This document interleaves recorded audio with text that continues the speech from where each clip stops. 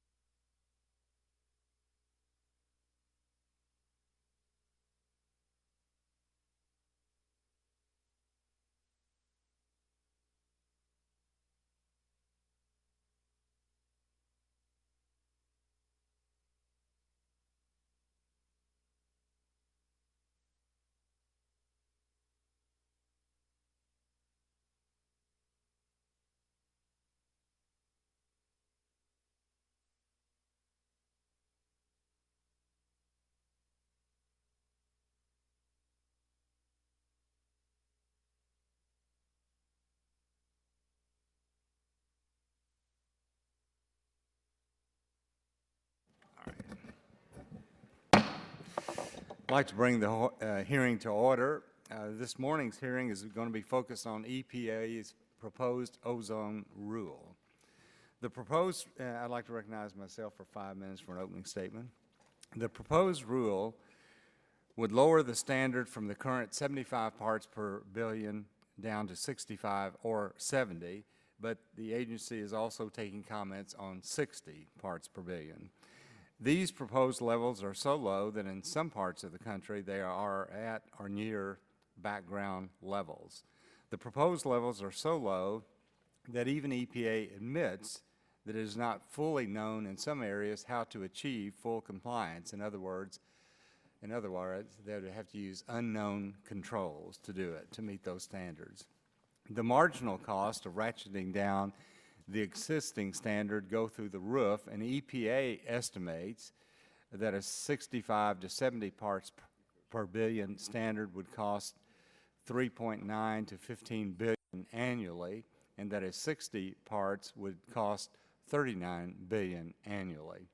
Independent estimates are much higher, including a National Association of Manufacturers study that puts the cost of a 65 parts per billion standard at 140 billion a year, which would make this the agency's most expensive regulation ever. This study also estimates 1.4 million fewer jobs and household costs, averaging $830 per year. These costs come on top of all of the other rules we've seen from this administration, many of which also impact the energy and manufacturing sectors. Moreover, this rule is yet another chapter in the administration's effort to force more extreme climate policies on the American people. I'd like to just name a few of them. We've done the Utility MAC, the Boiler MAC, the Cement MAC, the Cross-State Air Pollution Rule, the PM, the 111D, the 111B, the Tier 3, all on top of this proposed ozone rule. I would also like to point out that today in America there are 230 counties not in compliance with the 2008 standard. And I might also add that EPA is just now getting around to implementing guidance for the states for the 2008 rule. Now, these counties not meeting the new standard would be designated as non-attainment. As I said, there are 230 counties today in non-attainment around the country. EPA estimates that fully 358 counties that currently have monitors would be in non-attainment if they go to 70 parts per billion. And 558 counties would be in non-compliance at 65 parts per billion based on recent data. Now, this does not include counties nearby or without ozone monitors that may also be designated by EPA to be in non-attainment. Now, a non-attainment designation is like a self-imposed recession for some areas. In such counties, it becomes extremely difficult to obtain a new permit to build a factory, to expand a factory or a power plant, and even permits for existing facilities would be impacted. Just last week, in a survey of manufacturers, over half of them, in fact 53%, said they were not likely to continue with a new plant or expansion if it is located in a non-attainment area. The same permitting challenges apply for roads and other large infrastructure projects. In effect, almost all new major job-creating economic activity is jeopardized until the non-attainment area meets the standard, which could take years, if not decades. Even the mere possibility that a location could later be designated to be in non-attainment is enough to scare off prospective employers, so the proposed rule may already be doing damage. Now, there's something wrong with our system when you have Los Angeles, San Joaquin Valley, major parts of California that have the most stringent environmental standards in the country, and on top of that EPA, And those areas, San Joaquin Valley, Los Angeles, may never be in compliance. And they're certainly not in compliance today and have been out of compliance since the beginning of the Clean Air Act. So we have a system that's not working very well. At this time, I'd like to recognize the gentleman from New Jersey, Mr. Pallone, for his 5-minute opening statement. Thank you, Chairman Whitfield, for holding this hearing on EPA's proposed ozone standard. I also want to welcome EPA Acting Assistant Administrator Janet McCabe and thank her for testifying before the subcommittee again. Since 1970, the cornerstone of the Clean Air Act has been a set of health-based air quality standards which help to ensure that all Americans can breathe healthy air. EPA must set each air quality standard based on science and medical evidence alone. Essentially, the standard sets the level of pollution that is safe to breathe. This structure has been extraordinarily effective in cleaning the air and protecting public health, including the health of children and seniors. But the current 75 parts per billion ozone standard has fallen short. Since 2008, the ozone standard has been weaker than the facts would allow. As such, the Independent Clean Air Scientific Advisory Committee made crystal clear that in order to adequately protect public health, EPA must strengthen the ozone standard to ensure an adequate margin of safety for all individuals. But these recommendations, unfortunately, were ignored by the Bush administration.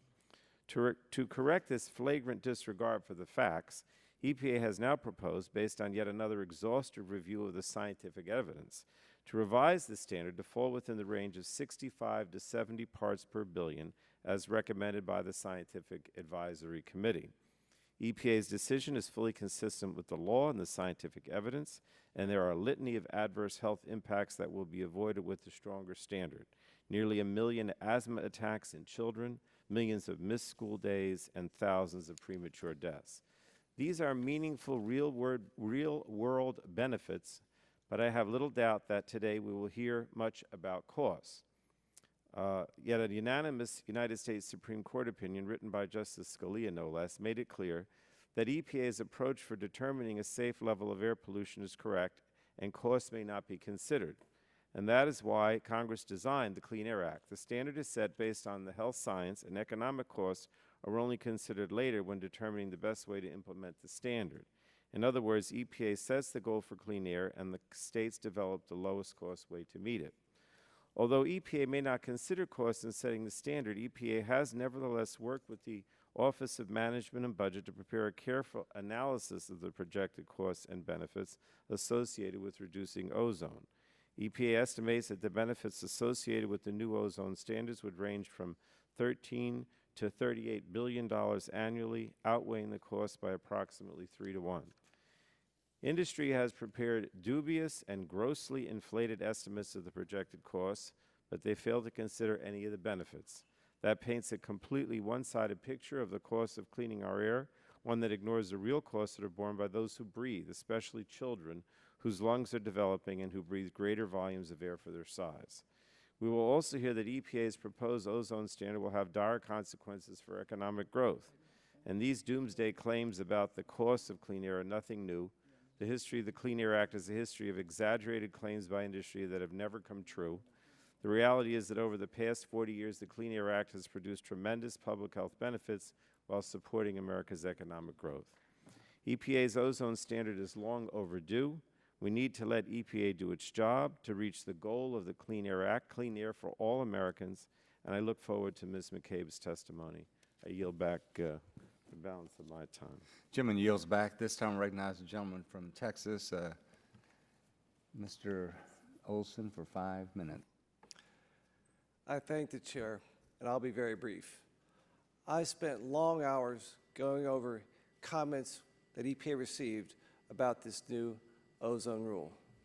And there was a common theme: will I lose my job? Questions came from big cities, members of the Atlanta Chamber or the Greater Houston Partnership. They came from family farms and ranches, members of the Iowa Farm Bureau or the Nebraska Home Builders. A mom and pop store in Pennsylvania wrote EPA and this is a quote, "Parents tell our children, eat your peas, then you can have dessert. EPA says, eat your peas, then you can have more peas." End quote. The worst came from EPA's workhorses, the state agencies who make this rule work. They have no clue about the science used for the health impacts. They worry if they can build new roads. These voices come from all of America, and I hope EPA starts listening. And if one of my colleagues on my side wants some time, I'll yield. If not, I yield back. Gentleman yields back. At this time, recognize the gentleman from Illinois, Mr. Rush, for 5 minutes. I want to thank you, Mr. Chairman, for this hearing today on the EPA's proposed ozone rule. And I also want to welcome back Ms. McCabe, the acting assistant administrator for air and radiation at EPA. She's always given us her best, and always a pleasure to hear her insightful and forthright testimony before this subcommittee. Mr. Chairman, today has been duly noted. We are here to discuss the proposed national ambient air quality standards for ozone, which the EPA is legally mandated to put forth by the Clean Air Act. The Clean Air Act requires the EPA to set primary national ambient air quality standards at concentration levels sufficient to protect the public health with an adequate margin of safety for certain pollutants that endanger public health and the environment.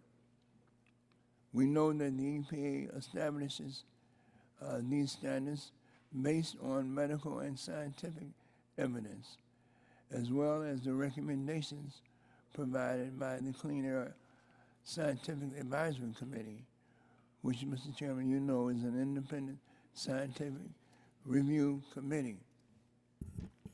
The EPA is required to base these standards, which must be reviewed every 5 years, solely on consideration of public health, and they must accurately reflect the latest scientific knowledge, Mr. Chairman.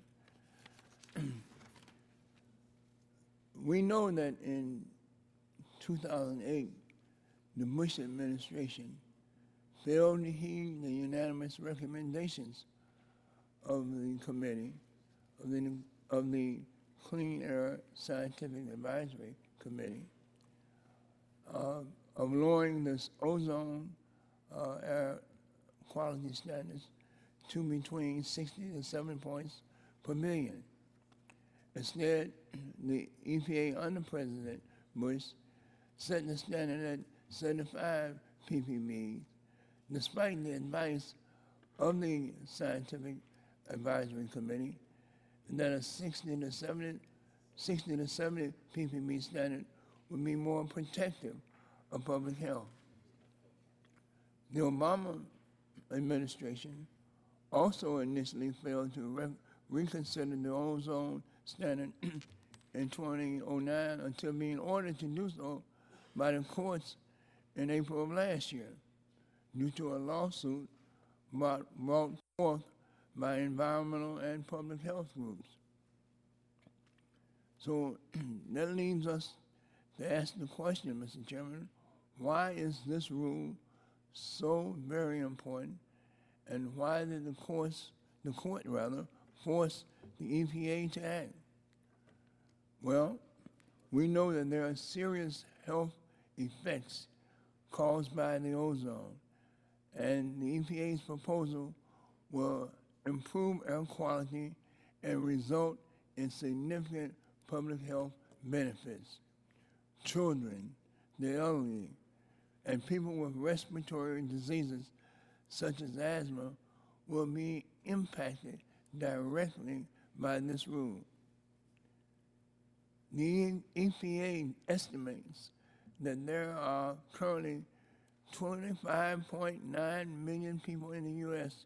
with asthma, including 7.1 million children. And Mr. Chairman, my city of Chicago has been and is disproportionately impacted by asthma and the effect that the ozone has on asthma. The most recent study shows that Cook County, Illinois, is home to over 113,000 children and over 340,000 adults with asthma. And Mr. Chairman, I don't know that what value can be placed on preventing all of these dire circumstances, all of these illnesses, all these premature deaths and emergency room visits. But I know that the people who sent me here to represent them are some of the ones who will be impacted by this procedure and by this action most of all. So I look forward to engaging Ms. McCabe on the rationale behind this proposal. And Mr. Chairman, I think I'm out of time, so I yield back the balance of my time. The gentleman yields back the balance of his time. At this time, Ms. McCabe, I want to thank you for coming here early this morning at 9:30. Once again, we apologize for the delay, but we're delighted that Janet McCabe is with us, the Acting Assistant Administrator at EPA, and you're recognized for 5 minutes for your statement on the ozone rule. Thank you, Chairman Whitfield, Ranking Member Rush, members of the subcommittee. Thank you for the opportunity to testify today on EPA's proposed updates to the Ozone National Ambient Air Quality Standards. I'll try to be brief so we can get to your questions. The Clean Air Act requires EPA to review the National Ambient Air Quality Standards every 5 years to make sure that they continue to protect public health with an adequate margin of safety. For at-risk groups, including, as Ranking Member Rush has noted, the estimated 25.9 million people who have asthma in the United States, of whom 7.1 million are children. This is critical work. For this review, EPA examined the thousands of scientific studies, including more than 1,000 new studies published since EPA last revised the standards in 2008.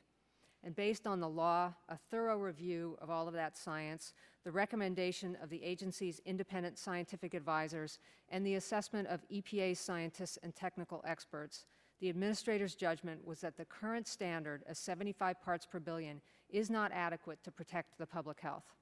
So she proposed to strengthen those standards to within a range of 65 to 70 parts per billion to better protect Americans' health and welfare.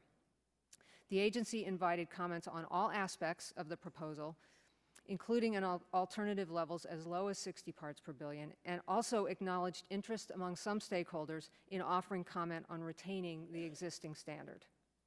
We also proposed to update the air quality index for ozone to reflect a revised standard if one is finalized. The AQI is the tool that gives Americans real-time information about air quality each day so they can make informed choices to protect themselves and their families. Ozone seasons are lasting longer than they used to, so EPA proposed to lengthen the ozone monitoring season for 33 states to match the season when ozone levels can be elevated. To protect the environment from damaging levels of ground-level ozone as required by the Clean Air Act, the EPA has also proposed to revise the secondary standard. Based upon new studies that add to the evidence that repeated exposure to ozone reduces growth and has other harmful effects on plants and trees, the administrator judged that a secondary standard within the range of 65 to 75 parts per billion, the same as the primary standard proposal, would protect the public welfare, particularly against harm to trees, plants, and ecosystems. In addition, we have proposed to make updates to monitoring and permitting requirements, smooth the transition to any revised standards, maximize effectiveness in the state, local, tribal, and federal monitoring programs, and give areas new flexibilities to meet local needs for monitoring ozone precursors. All of these updates are designed to ensure that Americans are alerted when ozone approaches levels that may be unhealthy, especially for sensitive people. The Administrator's proposal to strengthen the standards is designed to better protect children and families from the health effects of ozone pollution. For example, we estimate that meeting a level in the range of 65 to 70 parts per billion would prevent an estimated 330,000 to 1 million missed school days, 320,000 to 960,000 asthma attacks in children, and 710 to 4,300 or more premature deaths per year. Implementing ENACTS has always been and will continue to be a federal, state, and tribal partnership. EPA stands ready to do our part to assist states and tribes with pollution control programs and to streamline implementation. Local communities, states, tribes, and EPA have already shown that we can reduce ground-level ozone while our economy continues to thrive. We have reduced air pollution in this country by nearly 70%, and our economy has tripled since 1970. We fully expect this progress to continue. Existing and proposed federal measures like vehicle standards, power plant rules are leading to substantial reductions in ozone nationwide, which will help improve air quality and help many areas meet any revised standards. We received over 430,000 comments during the 90-day public comment period, and we are reviewing those comments as we work towards completing the final standards by October 1st of this year. Thank you very much, and I look forward to your questions. Thank you, Ms. McCabe, very much, and I recognize myself for 5 minutes questions. Many of us believe that the Clean Air Act needs to be changed. I say that because just as Mr. Rush mentioned, you mentioned, EPA looks at impact on health care by making it more stringent, these ozone rules, for example. And you eliminate so many cases of asthma, so many premature deaths, whatever, which is important. But under the Act, you do not have any responsibility to look at those pockets of the country that are in noncompliance and the impact that these stringent controls have on jobs. And when we've had economists after economists come in here and talk about loss of jobs and the impact that that has on health care for children, for infants. And yet EPA, every time they come up here, it's all about the benefits, the benefits, the benefits. And there are detriments to these actions. Because when as you know, when an area is in noncompliance, they can't build a new plant unless they can get a permit. They can't build infrastructure projects. And it does have an effect on jobs. Now, fortunately, areas like Los Angeles that have never been in compliance, they rely on the entertainment industry and high tech and so forth, so they don't have to worry about manufacturing jobs or basic industry jobs. But how do you account for the fact, for example, that Los Angeles is still in noncompliance, and your own rule states that some of these areas, the only way they will ever be in compliance under even the 2008 rule is they have to use unknown controls, controls that we don't know what it is. So, and you do understand, I mean, your own testimony, your own documentation shows that many parts of the country are going to be in noncompliance, whether it's 70 or 65. And even President Obama tried to prevent the implementation. He delayed implementation of the most recent review. And now, of course, environmentalist groups who do a good job, they have a role to play, but they're driving EPA because they're always going into court, and under the strict construction of the language, sometimes which is quite nebulous, the courts say you cannot delay. So many of us are really frustrated that these environmental groups are driving the decisions because of the strict language in the original Clean Air Act. So hope you get a sense of the frustration of many parts of the country. In Kentucky, we're going to have 11 more counties in noncompliance at 70. We're going to have 23 more at 65. and every major city in Kentucky would be in non-compliance at some of these levels. So are you concerned that after all this time that areas like Los Angeles and San Joaquin still can't even meet the old standards? Chairman Whitfield, there's a lot in your question there, and I'll try to address as much of it as I can. There are certainly parts of the country where meeting the health standard has been extremely challenging due to a variety of factors, including particular challenges in Southern California. What that means is that millions of people who live in those areas are exposed to unhealthy air. The good news is that air quality has improved in Southern California as well as all across the country. But they're still in non-compliance. They do not meet the standard, but there are way fewer days, and there are the levels are lower, and the area is making progress in a way that still supports a vital local economy. And in fact, how much time does Los Angeles have to comply? I mean, I don't know if they're severe or extreme, but how many years do they have to comply? Los Angeles is in the extreme category, and if the standard is revised this fall, they would have until 2037 to meet that standard. What that means is the area has a lot of time to bring reductions into place. But they've been working on it for 15 or 18 years. They're not even in compliance today. That's right. The air is still not healthy there for the citizens to breathe. And, well, I see my time's expired, but, you know, many of us feel very strongly you should just continue to implement this existing rule for a while and give the country time to catch up, since your implementing guidance has not been issued until just recently. I recognize the gentleman from Illinois for 5 minutes. I want to thank you, Mr. Chairman. Assistant Administrator McCabe, in your written testimony, you know that nationally since 1980, average ozone levels have fallen by a third.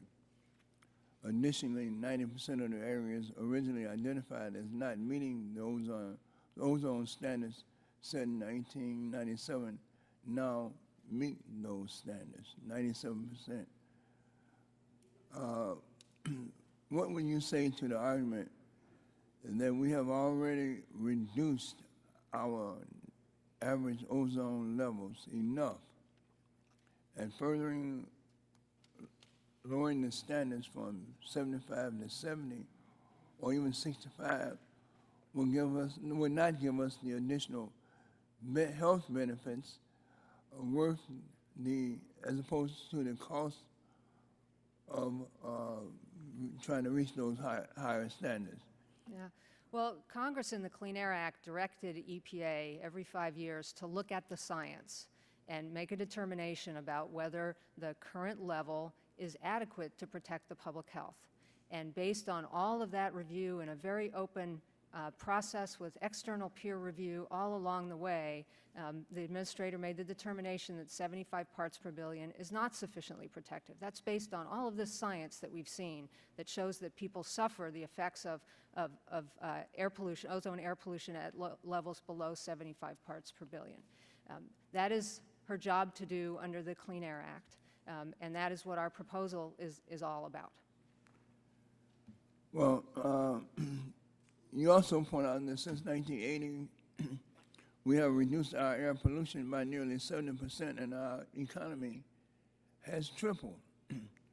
And we know that by law, EPA cannot consider the cost of implementing either the primary or secondary air quality standards, but only can consider the health benefits.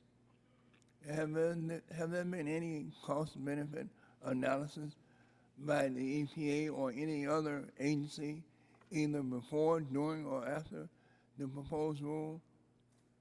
Well, Ranking Member Rush, you're correct to point out that there's a separation that Congress laid out in the Clean Air Act between deciding what the science says is important for safe and healthy air, and deciding how to meet that standard, which is the states are in charge of, because it's their air quality, their sources, with considerable help from the federal government. So we don't know exactly how the states will go about meeting the standard, because we know that they will, as they have over the years, they will find cost-effective ways to do that with the help of rules provided by the federal government. But we do provide, as part of the rulemaking process, a regulatory impact analysis, an RIA, to show illustrative costs. And that goes through the review of the Office of Management and Budget, and is done consistently with the obligations and the requirements that they put on us to do those sorts of economic reviews. Ms. McCabe, the chairman talked about Los Angeles and other places. What's your viewpoints? What's your why do they stand out, and what direction is the EPA going to try to bring them more into compliance? There are a lot of pretty unique features that make Southern California very challenging for air quality. It's obviously a very populous area, so there's a lot of activity there that creates emissions, but there's also the unique geography and topography of being the mountains and the ocean and the meteorology there that just makes it very challenging. As a result, EPA, as well as really progressive and smart and innovative agencies and businesses in California, have really led the way in figuring out how to reduce emissions in cost-effective ways to protect the citizens and improve air quality there. And EPA, in fact, has provided significant support and assistance through grant programs, through technology assistance over the years, and we certainly will continue to do that in order to bring the kinds of programs that need to be in place there. One of the advantages of that is that California, the innovations in California have helped the rest of the country in terms of bringing new ideas and new approaches into use in ways that can benefit the rest of the country and benefit the economy. Thank you, Mr. Chairman. I yield back. This time I recognize the gentleman from Texas, Mr. Olson, for 5 minutes. I thank the chair. Welcome back, Ms. McCabe. We all know that much of the ozone in America is beyond our control. EPA calls this background ozone. Some of this ozone is natural, blows from other countries. I have a slide here. This was Houston. Some of that is not our ozone. Some belongs to Mexico. We get it because of annual crop burnings. I have another poster. Last time Ms. MacArthur was here, I showed her this map of ozone pouring into America from China and Asia. In your proposal, you admit that natural ozone and ozone from Mexico and China can be a huge problem. Your rule says, and I quote, "There are times where ozone levels approach or exceed the concentration levels being proposed, in large part due to background sources," end quote. In small Needville, Texas, you're saying that ozone we can't control makes us violate your new rules. That seems very unfair, ma'am. My first question is it true that nearly 1/2 of the ozone in America is here naturally or comes from overseas? I don't know that I would agree with that formulation exactly. We do address the background issue, and background levels vary across the country, and they vary across different times of year. And as you know, they come from a variety of sources. I will note that the Clean Air Act does not hold states responsible for pollution that they do not control. and there are provisions and mechanisms in the Clean Air Act to help states that Ma'am, I'm have that. sorry. I have only 5 minutes and thousands of questions back home. People want to ask, so I've got to cut you off. I apologize. And also in response to your answer goes against your own data. I mean, you admit, I'll give you copies of EPA's data that says more ozone is all over this country. We know that natural and foreign ozone are not going away and are likely to get much, much bigger. That means we must squeeze more and squeeze more from smaller and smaller sources of ozone. EPA says, can't say how this can be achieved. You don't know. Is it true? The EPA says that much of the technology needed to meet these new rules are unknown today. Is that true, yes or no? I wouldn't characterize it as much of the technologies. We do recognize that in some parts of the country, there may need to be controls identified that are not in existence today. But there are many controls that are in existence today that can be implemented that will reduce the air pollution that causes ozone. Ma'am, one example, EPA admits that 43% of NOx controls needed in the Northeast are now unknown. Stark contrast to your answer. One other question, is it true that EPA won't even consider whether an ozone rule is achievable? Is that true? In your formulation, will you consider, is this achievable? Can we do this with technology? Our job under the Clean Air Act is to identify the standard that is necessary to protect the public health. That's what this rule is about, is letting the American people know what is safe and healthy air for them to breathe. So you can't take into account achievability, just can't do that. By law, is that what you're saying, ma'am? The Supreme Court has spoken to this, and this is about the science and about what's healthy for the American people. Well, it sounds like we need to change that law. One final question, ma'am. The law does not require, as you know, EPA to change the ozone rule every 5 years. You just have to review it, as you said in your opening comments. You say you have to change the current rule because the 2008 rule doesn't protect human health.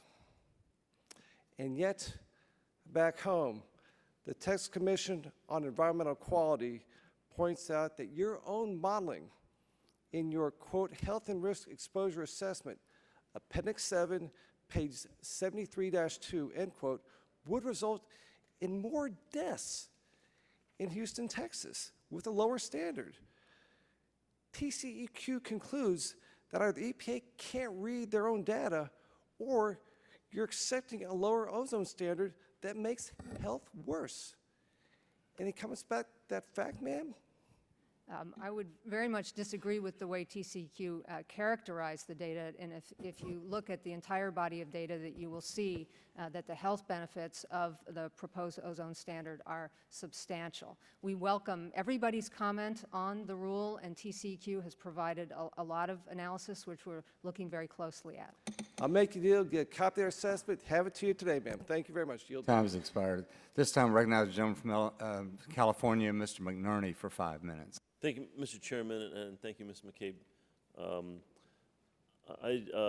Early in your testimony, and also in response to Mr. Rush's question, you said that you looked at thousands of reports, 1,000 more recent reports, then it concluded that to protect the health and safety of the communities, 75 was a little too high. Now, are we splitting hairs here, or are we talking about large-scale effects? We're talking about millions of people that are suffering the effects of ozone pollution that at a lower level would not suffer those effects. So one of the EPA's primary mission is to protect the health of this country and our communities. Was there a rule recently that ensured that the EPA must look at health and safety of the community first before looking at economic impacts? That's exactly what courts have said with regard to setting these air quality standards, yes. Thank you. The chairman mentioned San Joaquin Valley, which is my home, so I appreciate your attention, Mr. Chairman.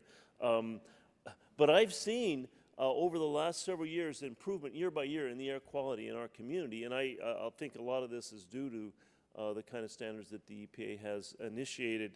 And one of the things that we do is incentivize some of the old diesel equipment to be replaced by new diesel equipment. But that takes time.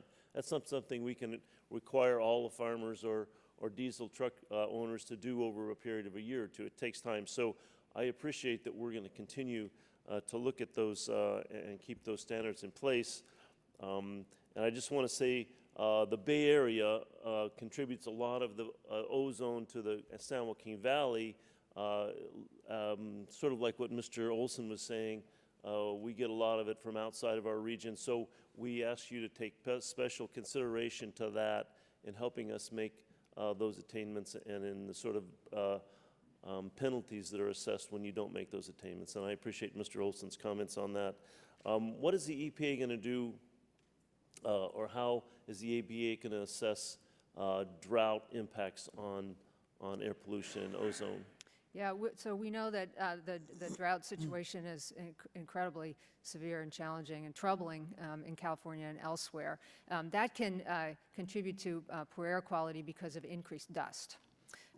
But we also have tools in the Clean Air Act that can allow states to evaluate their air quality as it's being influenced by natural conditions, such as that. And we're working closely with the states to make sure that our guidance and expectations are current with situations like drought and wildfires, which are also a challenge, to make sure that states aren't responsible for natural conditions and that sort of thing that can create ozone situations. Would you confirm my observation that the air quality is improving in the San Joaquin Valley? Yes, sir. Yes, I certainly would. Do you have something you could say here about that? Well, I don't have figures with me, Congressman, although we'd be happy to get those to you. But certainly over recent years, air quality has been improving, and it's due to the kinds of programs that you mentioned, replacing older, dirtier engines with cleaner, newer ones, and working very closely with the agricultural community and everybody in the San Joaquin Valley to find sensible things to do. So non-attainment doesn't penalize us in the sense of backtracking the actual air quality in the region? No, not at all. It's all moving in the right direction. Thank you. Could you explain the difference between secondary standards and primary standards? Yes, primary standards are focused on protecting human health. Secondary standards are focused, as the Clean Air Act says, in protecting public welfare. So those are other things that we care about as people who live in this country: economic impacts, effects on ecosystems, effects on crops, effects on buildings, the other things that make our economy and our quality of life what it is. Okay, so then you said you're going to set the primary and secondary standards the same with regard to ozone. Well, it turns out we do an independent analysis of the information that exists on human health and then on these secondary impacts, and there's an extensive discussion of that in the preamble and the proposal, and our Clean Air Act Science Advisory Committee spoke to that directly. Our review of the science shows that a standard set in the range of 65 to 70 will provide the protection that the welfare impacts, that the science tells us the welfare impacts require. Okay, thank you, Mr. Chairman. This time I recognize the gentleman from Illinois, Mr. Shimkus, for 5 minutes. Thank you, Mr. Chairman. Assistant Administrator, welcome. It's good to have you back. Just personally, just you as an individual, don't you believe that having a good paying job with health benefits is also protective of human health? I think it's important for everybody to have a job and healthcare benefits yes, of some sort. Of course I do. And that's part of our, I mean, when you hear the questions and the responses back and forth, that's kind of part of our challenge is, especially as I follow up on this question, is that you all, as an EPA, don't really have the authority to evaluate that with respect to your primary mission, which is protective of human health via the air regulations. right? I mean, you just can't weigh in. You're not making those cost-benefit analysis. We say we are already to some extent, but they're so far down the decision tree that many of us believe that they just don't happen. So let me go to another question based upon a comment you made, because a lot of this is 75 parts per billion in 2008. Many states have not met those yet, but now we're ratcheting down even more, and there's a lot of uncertainty. Now that'll move on to my third question once I get there. But in your response, you talked about background is different in different areas. So are you considering a different regulation standard based upon the variance of background? So could one area of the country have a 70 parts per billion and another one have a 65 parts per billion? Well, and answer the question, I can yeah, follow up. sure.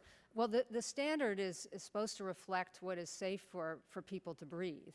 And so a child living in Florida and a child living in Oregon should be entitled to the... But background is background. Background is there without, in essence, human contact. That's right, and that comes into play when states are putting their plans together, and EPA is working with states to figure out how much time and what needs to be done in order to reach those standards, so that areas that have more challenges... But you can't, but if an area has 70 parts per billion background, you can't get them to 65 but through the power of government. But there are two very important elements to the standard. One is for the people who live in that area to know whether the air that they're breathing is healthy or not. So they should move. Is that the answer? Get out of that 70 parts per billion area because it's not healthy. No, but they should know that when the air quality is bad, that they might want to... What should they do? It's naturally occurring. That's the background. Right, but understand too that ozone changes from day to day, and there. So they should take a vacation during those days. You see our problem. I think in rolling this out, I would hope that background's important. Background should be a standard. We should not try to have government force something that's not naturally occurring based upon nature without man's intervention. If I could clarify a point on the background, because I think it may be people may be thinking that this is pervasive. In fact, across the country, most of the ozone that is contributing to high values is locally or regionally created. There are very few areas, very few parts of this country where background can get as high as approaching the levels. Okay, but you understand our concern, even if it's very low possibility. Anyway, so I'm going to move on to the last question. We just finished our congressional baseball game last night. We lost again. But it makes me think about what Chairman Whitfield was addressing. Had we started the game and then halfway through the game the strike zone changed, or in the second inning the number of outs changed, or the fourth inning the foul lines changed, or the outfield walls got moved in, that would make for a very frustrating, impossible game. Don't you would agree? But this is about, ozone is not about rules, it's about science. This is about utility MAC, boiler MAC, cement rule, cross-site air pollution, 111D, 111B, ozone, different standards, particulate matter, tier 3. We're changing the rules on the fly, and the people who are creating jobs in this country cannot manage it. And that's our problem with what's going on with the EPA. And I yield back my time. This time, I recognize the gentlelady from California, Ms. Capps, for 5 minutes. Thank you, Mr. Chairman, for holding this hearing. Thank you, Ms. McCabe, for your testimony. And maybe it's the bias because I have been a public health nurse a long time.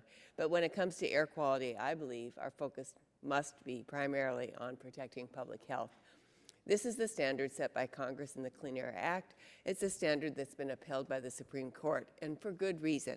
Clean air has very real and significant impacts on the health and well-being of all Americans. And this was underscored by our ranking member, Bobby Rush from Chicago, where they know a thing or two about air pollution too.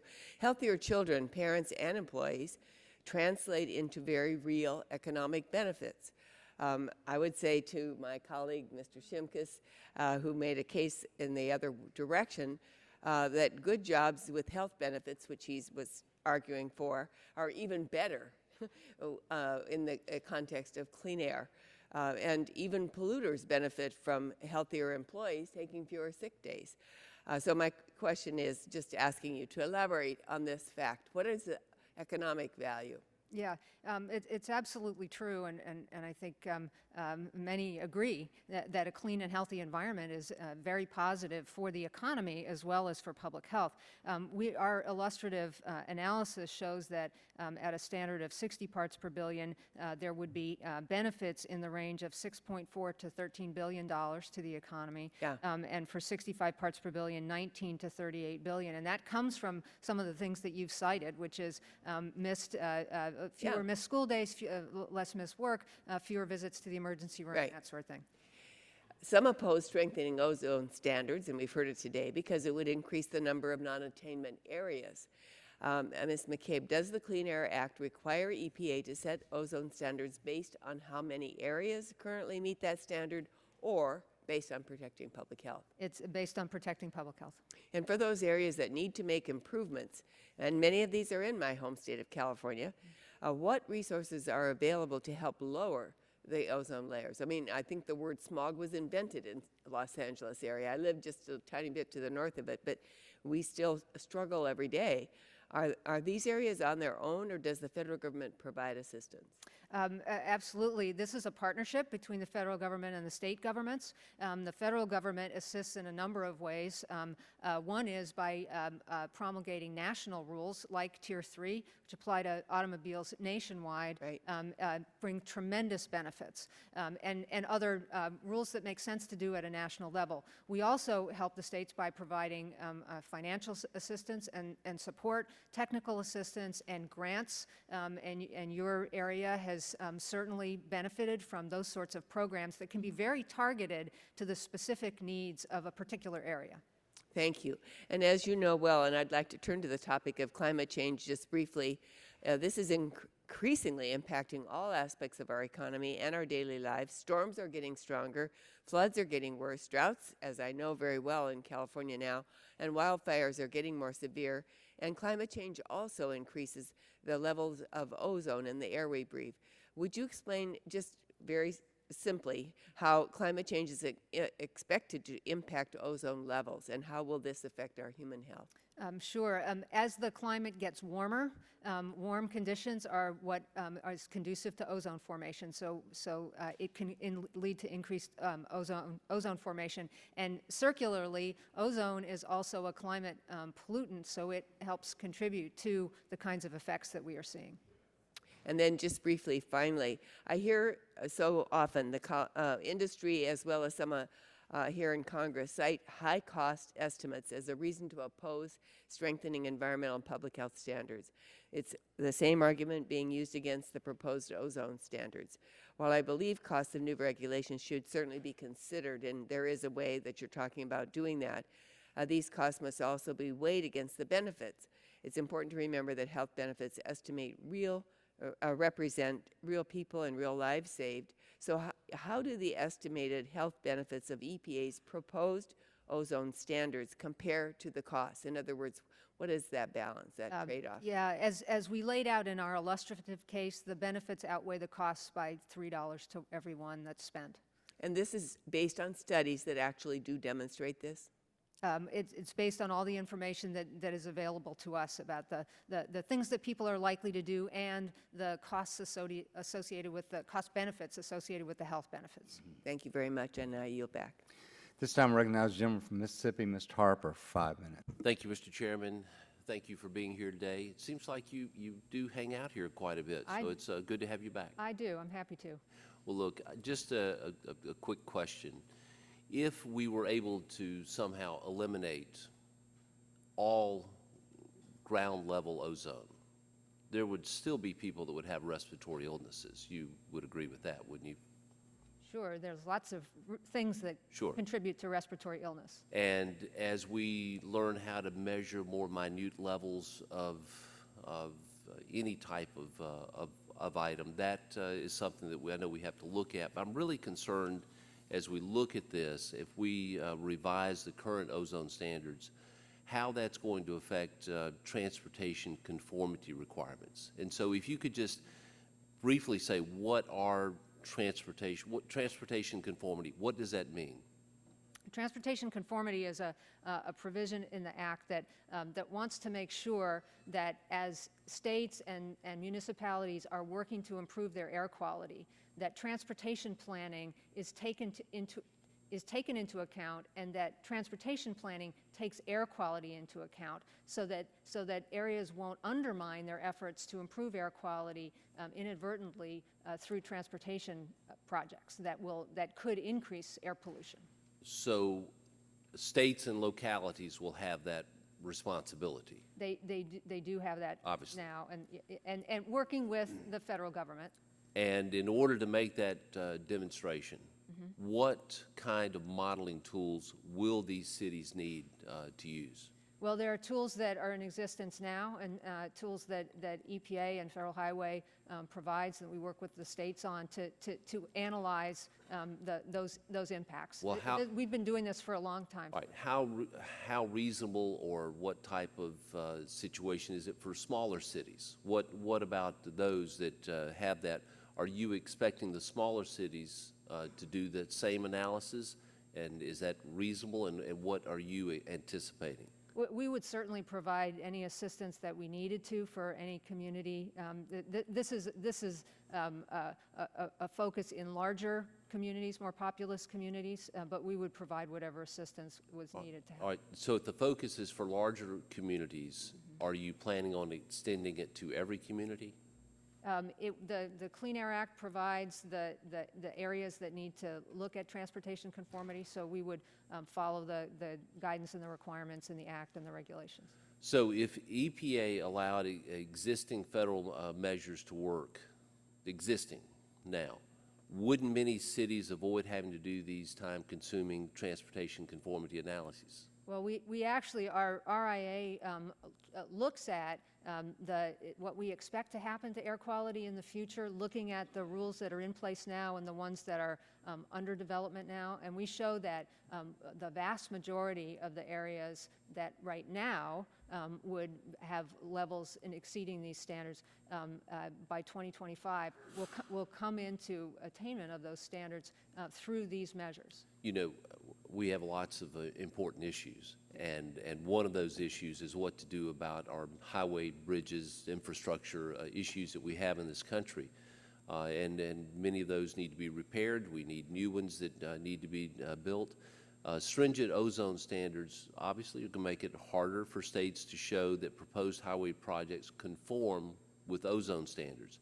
Has EPA considered the economic and safety impacts that could result if these more stringent ozone standards block crucial transportation projects? I don't think that we anticipate or have historically seen that conformity blocks important transportation projects, especially ones that are needed for safety reasons. Well, you haven't seen that under the current, but if we have more stringent requirements and that causes additional cost, can you explain that? I don't expect that the system would work differently in any areas. We don't expect a lot of new areas to be coming into non-attainment under these standards, so the areas are generally familiar with and already working with the transportation conformity system, but all of the provisions that are in there about making sure that important safety projects go forward and other important projects go forward, those will all continue to apply.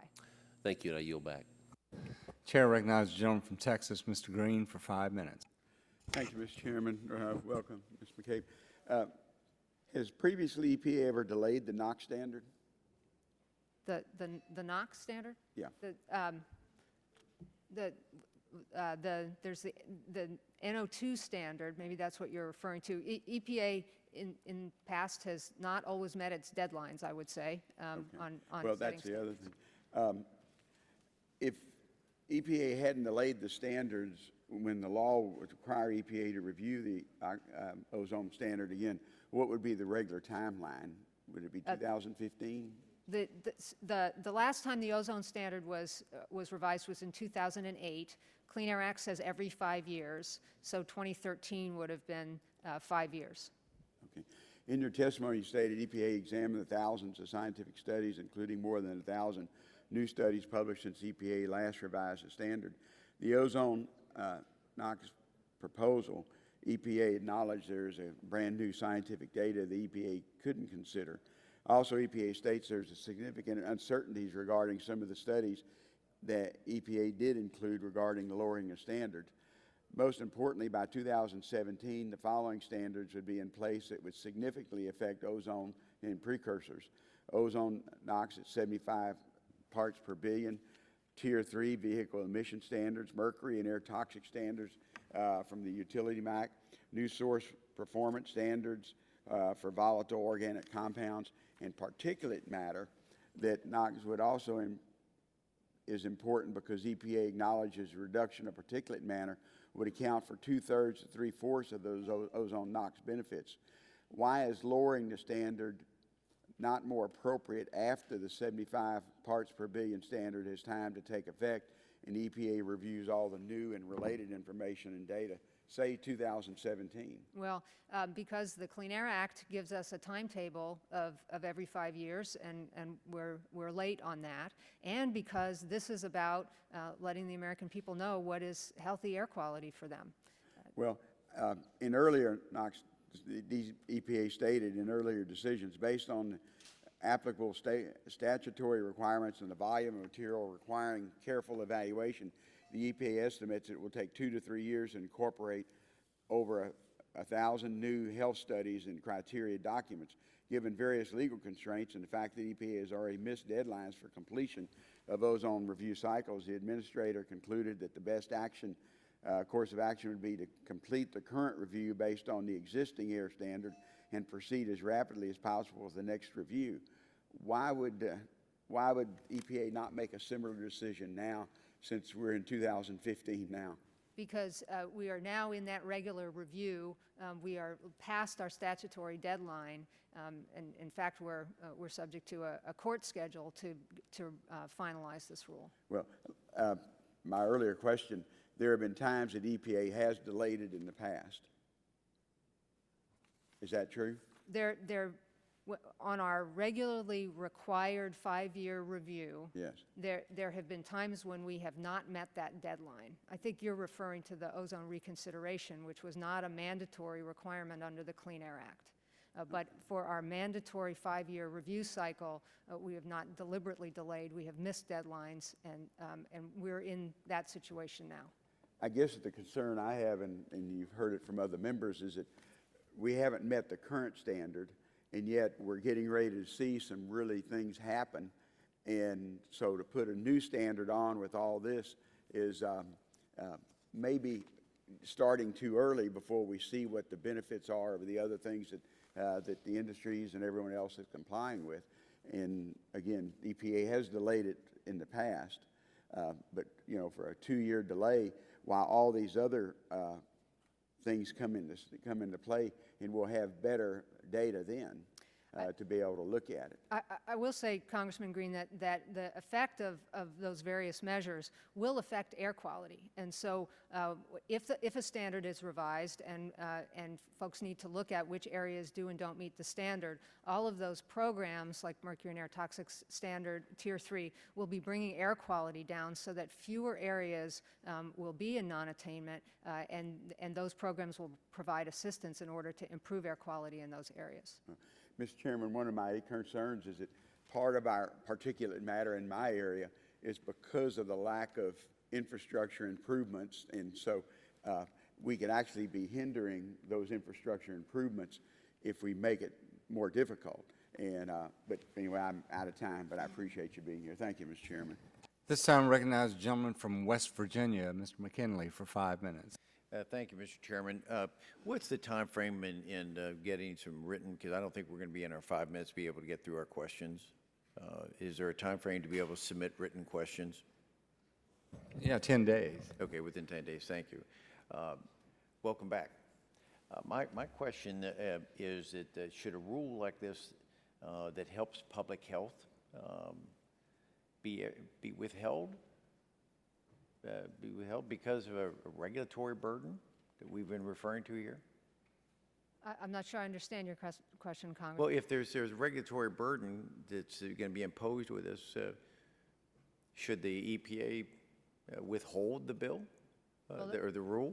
Well, the Cleaner Act directs EPA to set the standards, and the Supreme Court has said that that is our job to do, and that the issues related to implementation are a separate matter of separate consideration, not to be considered in determining what the proper public health level is. So I'm just curious, because it goes back that, and you've heard it several times mentioned here, the president did step in and say this was going to cause regulatory burden, and therefore he asked that the rule be held back for a period of time.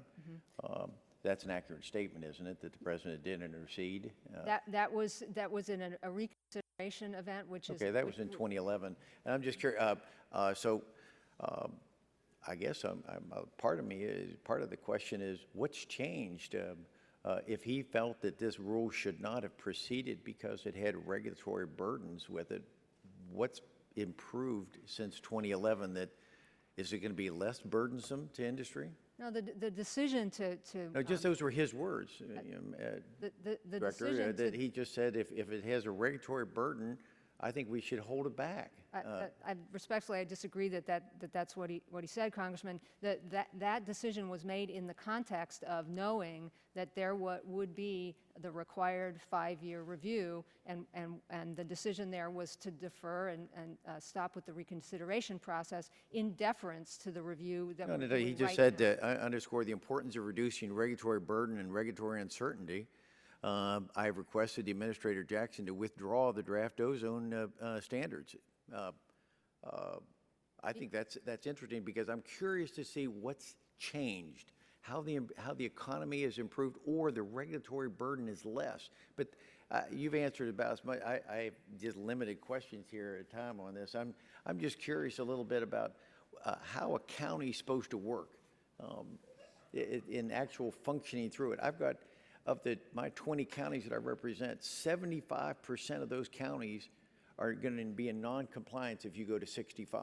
75%. So how are they supposed to, in a real world, not from academia, but how are they supposed to function when they're going to be in a non-attainment county? 75% of my counties, 15 of those counties are going to be in what are they supposed to do? Well, there are counties all across the country that have experienced poor air quality, have been designated non-attainment in the past, and states work with those counties to get programs in place to improve air quality in those areas. Give me an example. You're talking air, 30,000 feet. Okay. Let's go down to how are they going to change the air quality in Jefferson County, West Virginia, that has right now is at 81? Okay, well, I can talk more, I can talk better about my own home state of Indiana. No, please just talk. These are just 3 counties in a row. They average 73, so they're already going to be so far over. Are we telling them and their kids and their families, when they sit at that kitchen table when they can't get a job, it's because their air quality it was fine at 75, but now that they get to 65, there's no jobs coming to West Virginia? So what states do in non-attainment situations is they look at the local sources of air pollution and put in place sensible measures to reduce those. And it might be local industry, it might be okay, local industry, you're telling that local industry to change how it produce? Local industry has controlled air pollution remarkably over the years. I come from Indiana. I was the air director there.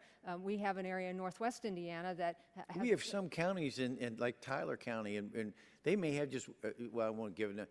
We have some counties that just have one industry. Right. Yet they're not in attainment. And there are many counties from which the air pollution is not generated right within that county, but it's generated regionally. Right. That's why states work with metropolitan areas. That's why the Clean Air Act has provisions to make sure that if upwind states are contributing to downwind states, that those upwind states take responsibility. That's why EPA moves forward with federal programs, such as the Tier 3, which makes motor vehicle traffic much cleaner I'll everywhere, get back, 'cause I'd like to have including more in of a your written state. answer from you on that, because I've got a series. I want to follow a metric here. How are we going to go down through to make so there are job opportunities? I want to close very quickly. Why are the tribes excluded from this regulation? The tribes aren't excluded.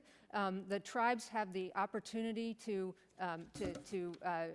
regulate themselves, and if not, then But the then proposal EPA says the tribes are not obligated to adopt or implement any of the ambient air quality standards for ozone. In addition, tribes are not obligated to conduct ambient monitoring for ozone or to adopt the ambient monitoring requirements. That sounds like an exemption to me. No, the federal government implements the standards in Indian country unless a tribe chooses to seek to do it itself. So the standards apply in Indian country. Regulations get put in place in Indian country. It's just that the federal government has the initial responsibility to do that. I know I'm way over time. I'll just be curious how they're going to change their operation. Thank you. The gentleman's time has expired, and he can submit those questions. At this time, we recognize the gentlelady from Florida, Ms. Castor, for 5 minutes. Well, thank you, Mr. Chairman, and thank you for calling this hearing, and welcome.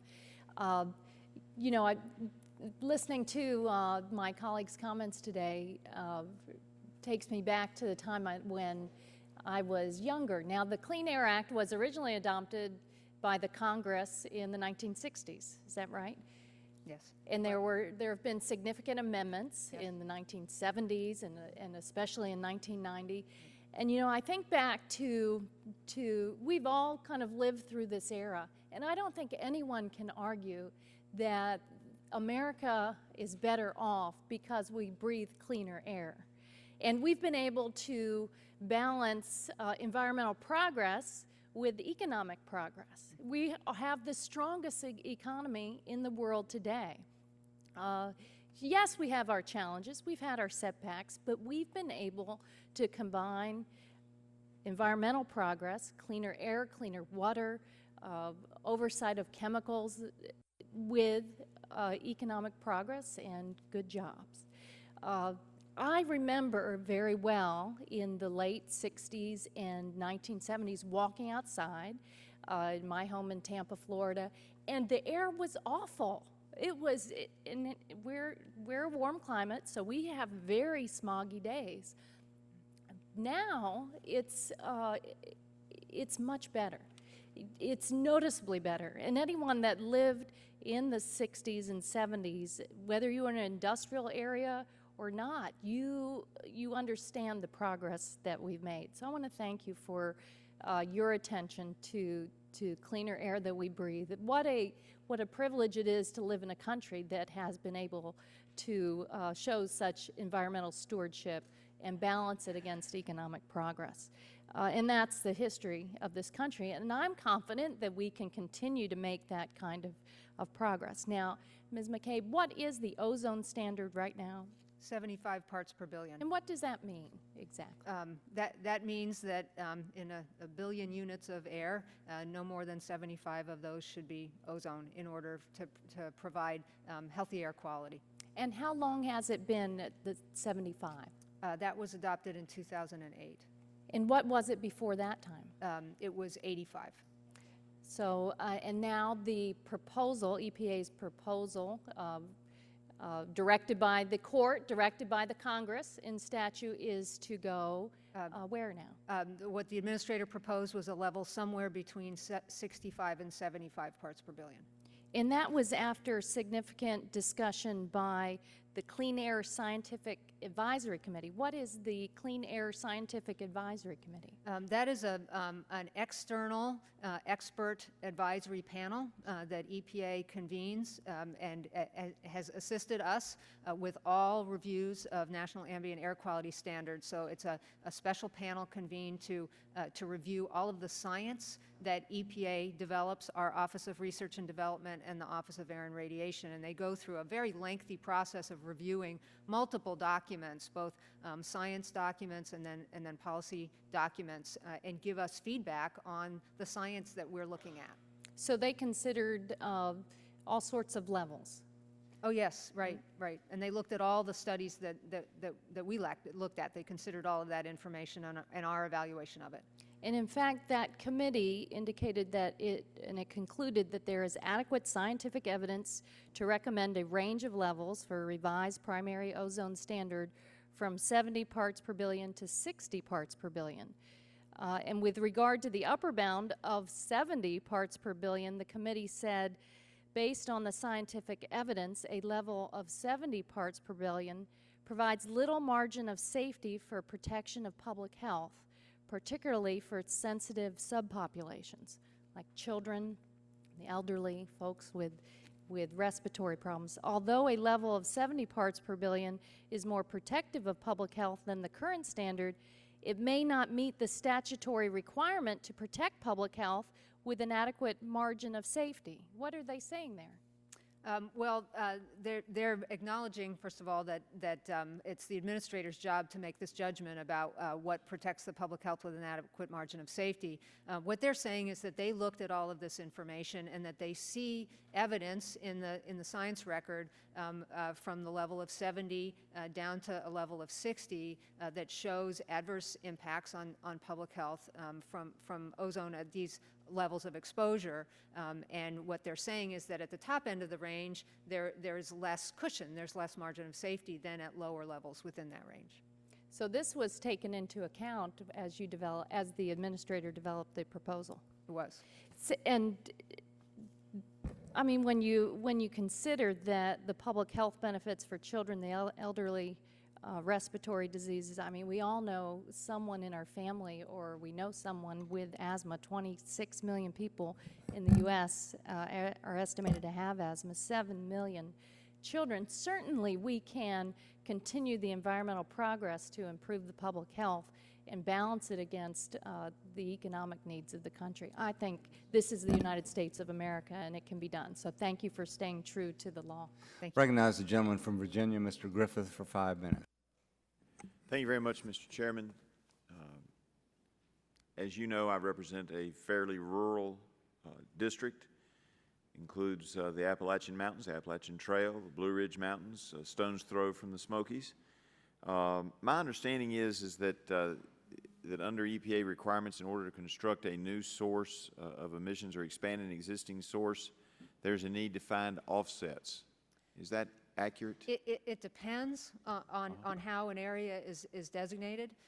So areas that are the least polluted areas in terms of ozone,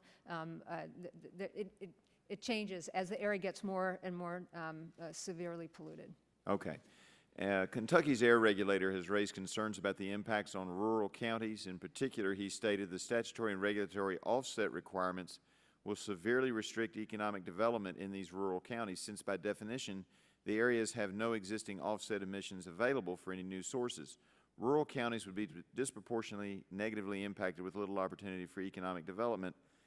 For rural counties, would states be able to seek relief from some of these offset requirements? There's actually a provision in the Clean Air Act that's specifically focused on rural counties that may be in non-attainment because of transported air pollution. So we would work with any state that wanted to come forward and talk about rural counties. Well, you represented, or you said transported ozone. The problem that I fear that some of my areas may have with the newer requirements as well is that it's not transported, but it's natural. As you know, trees produce volatile organic compounds, which combined with sunlight produce ozone. Thus the name Smoky Mountains, thus the name Blue Ridge Mountains, because the mountains themselves with their trees produce ozone. So it's not necessarily transported ozone, it's ozone because we are in fact rural and have trees that produce some of this. It's not 80%, as Ronald Reagan once said, but it is a significant contributor, particularly in the rural areas like mine in the eastern Appalachians, In fact, Scientific American in the June 1st, 2014 story singled out or said that, according to their research, black gum, poplar, oak, and willow are significant producers of volatile organic compounds. So is there anything that would give us that offset, or do we have to go out into the forests, national or private, and say you got to cut the black gum, the poplar, the oak, and the willow, but it's okay to leave the birch, the linden, and the tulip, which apparently are low producers of VOCs or volatile organic compounds? Well, as I mentioned in response to a previous question, what our science shows is that the areas that have significant challenges with background ozone are in the Rocky Mountains, the higher elevation areas. We're not seeing that kind of a situation with background in other areas of the country. So you think the Central Appalachians will be okay? I do. But what about this offset? If it's not Well, transported, would that rule also cover naturally occurring ozone? So as we look forward, I'd be happy to get you this information, Please Mr. do. Griffith, on Virginia particularly. But as we look at areas that are likely to be in non-attainment, we will look at air quality in future years to make those determinations. And I don't think we're seeing widespread non-attainment in rural areas. But in those areas where we do, there are opportunities there to work with those areas. All right, I appreciate the opportunity to work on it. I am concerned about it. I'm going to have to ask you some of these questions offline because time is precious and we don't get but so much. But if you could get us just some basic process on what the states have to do. What is the process for reviewing the state implementation plans? What is the range of time this process can take to complete, months or years? And if the EPA doesn't approve, and I guess this is one I'll ask you to answer at this time, if the EPA doesn't approve a state's implementation plan, what happens to the state? Does it become subject to a federal plan? And will there then be litigation between the states and the EPA over that? Yeah. So the Clean Air Act lays out a lot of steps. Depending on the severity of the area, that dictates how much time the states have. But typically, if an area is considered, most areas the last time around were designated as marginal non-attainment, which means that they were not obliged to do a plan because they were expected to come into attainment, and many do. For ones that are moderate or above, they typically have 3 years to put a plan together. EPA works with those states to try to make sure that those plans are going to be approvable. What happens if their state plan is not approved? Generally, we work back and forth with the state to get it to a place where it's approvable. But what if it's not? What do you do? Well, you come up with a federal plan? If a state really didn't want to make a plan that was approvable, which most states do, the Clean Air Act does provide that EPA would step into a federal plan. But I have to say that is very, very rare in this situation because states want to do their plans because they are possible to do them, and because we work hard with the states But to make and sure I've got to go. But in successful. those places where they don't want to because you've made the standards so low, you may see more litigation. Thank you. This time I recognize a gentleman from New Jersey, Mr. Pallone, for 5 minutes. Thank you, Mr. Chairman. Some of my colleagues are quick to argue that EPA's proposed ozone standard will hurt the economy, but history tells us that cleaning up pollution can benefit the economy as well as human health and the environment. Since its enactment in 1970, the Clean Air Act provides a perfect example of how we can make steady progress in cleaning up the air while growing the economy. So, Ms. McCabe, do we have to choose between clean air and economic growth? What does the history of the Clean Air Act tell us about our ability to cut pollution while building the economy? It actually shows us that the two things go hand in hand. We've reduced pollution dramatically, air pollution dramatically in this country. The economy has grown. We've also shown that this country has, and businesses in this country have innovated, have come up with pollution control technologies that employ American workers and make us leaders in the world on selling this kind of technology. When we talk about air pollution regulation, my Republican colleagues often focus on costs, but they aren't talking about the costs from exposure to unsafe air. They're talking about the cost to polluters of actually cleaning up their act. So again, Ms. McCabe, how do the costs and benefits of implementing the proposed ozone standards stack up? We look at both. We lay both of those out, and in our analysis that we put out with our proposed rule, it showed that the benefits of this rule would outweigh the costs by 3 to 1. And along those lines, the National Association of Manufacturers estimates the cost of this rule would be $140 billion annually, making the new ozone standard the most expensive rulemaking in history. My understanding is that EPA's cost estimate, approved by the Office of Management and Budget, was much lower. So will you tell us how much does EPA expect this standard to cost? Yes, our estimates, and again, these are illustrative because the states will make their own choices, but our estimates are that at a level of 65 parts per billion, it would be in the range of 19 to 38 billion in the first standard of 70 parts per billion. Sorry, I said that completely wrong. The costs are range from 3.9 billion to 15 billion, depending on where the standard is. So this, based on your experience, that $140 billion price tag doesn't seem reasonable to you. It does not match our evaluation. Yeah, I mean, this concentration on costs, I think, has been misguided. Over the history of the Clean Air Act, industry has consistently exaggerated the potential costs of controlling pollution. How have these doomsday predictions measured up to reality? Well, they haven't, given the information that folks have in front of them. In 1997, there were similar claims made that the 1997 standards were going to kill the economy, and that absolutely hasn't come true. You know, I just wanted to ask you something based on some of my Republican colleagues, and I'm not trying to be critical of them, but can you confirm this? Can you confirm that under EPA's projections for West Virginia and Virginia, there will be 0 counties in 2025 that will exceed 65 or 70 parts per billion? Does that sound right to you? That does sound right to me. And okay, I have a minute and a little over a minute. Let me just get to some other questions about health and science-based standards. The Clean Air Act requires EPA to review the science behind the national ambient air quality standards for every 5 years to ensure the best information is used. EPA examined thousands of scientific studies when reviewing the ozone standard. And given this body of evidence, what are some of the health impacts associated with breathing air that contains ozone? And what groups of people are most at risk from breathing air containing ozone? So ozone can have a range of impacts on the respiratory system, inflammation of the lungs, exacerbated asthma, and this is especially significant for people who have asthma, for children, for the elderly, for people with compromised respiratory systems.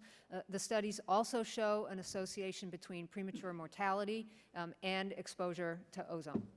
So I understand that the Clean Air Scientific Advisory Committee and EPA scientists recommended that the agency strengthen the ozone standard from 75 parts per billion to a level within the range of 60 to 70. So the administrator has proposed to strengthen the standard to a level within the range of 65 to 70. Is the proposed ozone level an aggressive or overzealous action by EPA, as some may claim? We believe that the range that the administrator proposed is very well supported by the scientific information and affirmed, as you just noted, by our external peer review panel. Thank you very much. Thank you, Mr. Chairman. This time I recognize the gentleman from Missouri, Mr. Long, for 5 minutes. Thank you, Mr. Chairman. Ms. McCabe, at the same time the EPA is moving forward with its proposed, with its proposed ozone rule, it's also proposing its Clean Power Plan, which would require states to prepare plans to submit to the EPA. How can we realistically expect the EPA to manage several new rounds of state plan revisions that will be needed with the new ozone standard at the same time that they're reviewing plans for the Clean Power Plan? Well, that's going to take a lot of money and a lot of people, isn't it? And do you have those people and that money? These are important programs that the Clean Air Act directs us to implement. So we expect to use our resources to work with the states to get this work done. You expect to, but is it practical? Is it feasible? I mean, a lot of people want to do a lot of things, have lofty goals, but when push comes to shove, they can't get it done. Do you realistically think that this is something that the agency can handle? I do, Congressman. This is our job to do, and we'll make sure that we get it done. Okay, I know it's your job, but I just question how it can possibly, how you can have the resources, the time, you're behind on several things already, the time, the money, and the employees to accomplish the goal. Some of this work is overlapping as well, some of the technical work that we do in terms of air quality modeling, and it's efficient to do some of these things together. Some of the state plan revisions overlap? The technical work that underlies the work that EPA and the states need to do in order to implement these programs. Okay. A few months ago, I met with some city officials from Springfield, Missouri, which is my hometown. I represent Springfield, Branson, Missouri, Joplin, Missouri, southwest part of Missouri, and they are one of the most forward-thinking cities and have done more work on an integrated plan than about anyone. In fact, they were invited out to, I believe it was Alexandria, and just them and one other city. I think can't remember now the other city, but there's only 2 cities in the United States were invited out to present how they did their plan and what they do. But anyway, they discussed this integrated plan for implementing mandates from the Environmental Protection Agency, and after analyzing the cost of the mandates over the next 20 years, and I've heard some people speculate that here today that things are never as bad as they seem, but if this was even 50% accurate, it's not doable, it's devastating,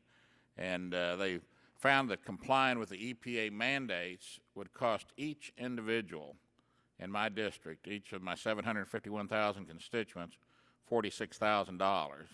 Now you can cut that in half if you'd like and say 23, but anyway, and cut it in half again if you like, but it's not feasible, it's not doable. Missouri alone is looking at billions of dollars in compliance costs with the proposed ozone regulation and financial impact that it'll have on everything from manufacturing to transportation, and it's gonna, like I say, have an impact on each one of my constituents. Do you all look at the comprehensive financial and economic impact to these regulations at all that they're going to have on the states and our constituents? Well, I'm not familiar with exactly the study that you're talking about, Congressman, so I will get it to you. I will. It's an integrated plan, the city of Springfield, for the next 20 years. I will be glad to provide that to you and your staff. But let's say that you were familiar with it. At what point, my question is, do you all look at the economic impact? So each rule looks at its impacts in light of the rules that have come before it. And so there is an understanding of the rules and the impacts, both benefits and costs that are associated with. But there is a weight given to cost? I'm sorry? There is a weight, there is a consideration given to the cost? Whenever we do regulations, there's an evaluation of cost and of benefits. Okay. I guess that's, I'm about out of time anyway, and Morgan stole some of my notes, I think, and asked some of my questions. So anyway, with that, Mr. Chairman, I yield back. This time, the chair recognizes the gentleman from Texas, Mr. Flores. Thank you, Mr. Chairman. Administrator McCabe, thank you for joining us today. If you, how does a market price risk? I mean, if you know something and you know what the cost is of something, it has a price, and you know that price. But if you don't know something, then the price is higher because you have risk, right? Yes. Okay.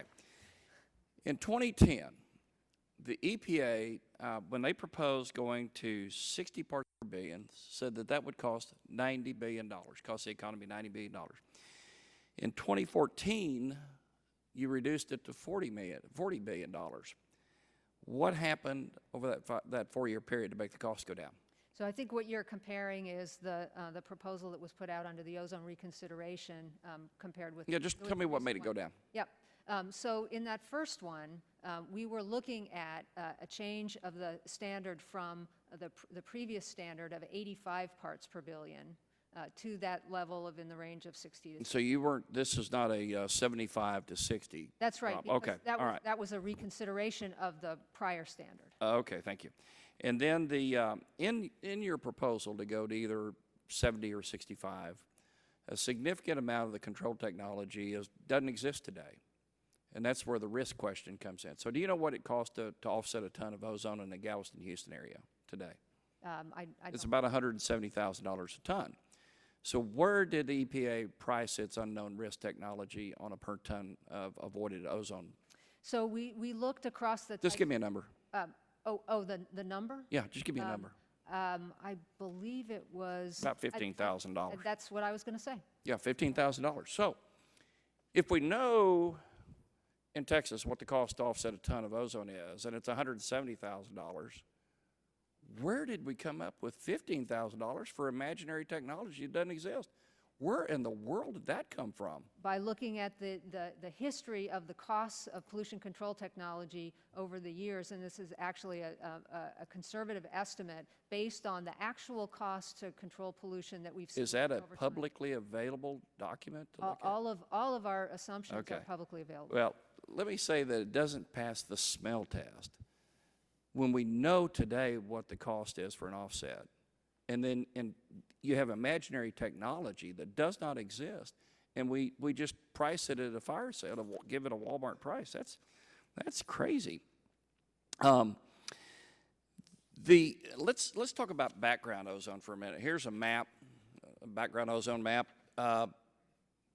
Texas has about 70 parts per billion on average, 72 parts per billion of background ozone. So if you take the level to 65, what's Texas supposed to do? Get a big vacuum and send it down to the ozone hole in Antarctica, or what? Well, I'm not familiar with that map, but that number doesn't sound right to me. Oh, that's right. Okay. Let's use something a little bit more discreet. How about Rocky Mountain National Park has a background of 77. There's no industry in Rocky Mountain National Park. As I mentioned, particularly in that part of the country, there are a few areas where we're seeing high background. So what do you do? You said you had to have a national standard a minute ago. So how are you going to clean up Rocky Mountain National Park and take it 65? Well, it is not responsible for cleaning up air pollution that it doesn't create, and the Clean Air Act provides mechanisms to make sure that. So what's the mechanism? How do you clean up Rocky Mountain National Park? To the extent that pollution is coming from places that we can control. Yeah. Well, in this case, it's not. Well, in 77 parts per billion, background means, by definition, it's not being produced there. It's coming from somewhere else. Right. So naturally occurring causes or China. If it's coming from motor vehicle around the country where that air pollution is coming into that area, our rules will help reduce that. Let's talk about RFS for a minute. Under your 2010 regulatory impact analysis of the renewable fuel standard, the EPA concluded that the program would contribute to ozone as a consequence of increased ethanol use. Disregarding that altogether, EPA recently proposed that its latest targets for RFS through 2016 will lead to higher levels of ethanol. And according to the studies of the Journal of Geophysical Research that measured emissions of ozone-forming VOCs from ethanol refineries, it's 5 times higher than the EPA's original estimate. So the EPA, on one hand, is saying, okay, you've got to reduce to 65 to 70 parts per billion. On the other hand, you're trying to cram more ethanol in the system, which has a 5 times worse ozone impact on the economy than does the production of regular gasoline. I'll submit the rest of my questions in writing. Thank you. I yield back. Gentleman yields back. This time recognize the gentleman from North Carolina, Mr. Hudson, for 5 minutes. Thank you, Mr. Chairman, and thank you, Administrator, for being here today. I represent rural North Carolina. I grew up with a love for the outdoors, and I certainly understand the importance of protecting the environment. But like many of my colleagues, I do have concerns about this proposed rule. And I thought it was fascinating. My colleague from Florida, Ms. Castor, said that the air in Tampa, Florida is clean, that it used to be polluted, but now it's clean. But I looked up Hillsborough County, Florida, and the ozone levels are 71. So even by her definition, it's clean. I believe her. But even Tampa, Florida would be out of attainment. And what I really want to talk about is one of my counties, Montgomery County, North Carolina. It's a very rural county. A majority of the county is part of Uwharrie National Forest. This county has been decimated with job loss. We've lost manufacturing jobs. There is no major significant industry in the county, yet this county has 66 parts per billion in ozone, so it would be out of attainment if the standard were 65. And again, this is a beautiful county. It's got 2 rivers, got a lake. The air quality is wonderful. It's a rural, beautiful community. What would the EPA do with a county in a situation like that? Well, I think we need to be careful about making assumptions about which counties will be and won't be non-attainment, because we don't know that. We don't know what a final standard will be if a decision is made to revise it. But also, those decisions will be made based on future air quality data. They will be the numbers that I believe you're citing are based on air quality data from 2011 through 2013. We will use current, most recent air quality data when we make those decisions, and air quality is trending in a good direction. So I think we need to not assume an area will or won't be non-attainment based on information that's from prior years. So do you think the level would stay above 70? Which level? That EPA sets for air quality? No, I'm not speaking to what decision might be finally made. I'm speaking to the information that people are citing about whether areas based on air quality now will be in attainment if there is a revision to the standard, and we just don't know that. That being said, we've talked, and I understand the comments that many of the members have made about being concerned about rural areas, and we do have the ability to work with those areas. The Clean Air Act does recognize that there are areas that don't control their air quality, and the Clean Air Act doesn't hold those areas responsible for reducing pollution if it's not being produced there. Well, I appreciate that, and obviously a county like Montgomery County desperately needs jobs, and if we get to a non-attainment situation where we can't hire new people, we can't attract new industry, it's devastating. So what specifically would Montgomery County, North Carolina do if hypothetically it were in non-attainment? Do we file a lawsuit against a local city, or I mean, how do you? Well, programs like the motor vehicle standards will improve air quality everywhere in the country where motor vehicles are used.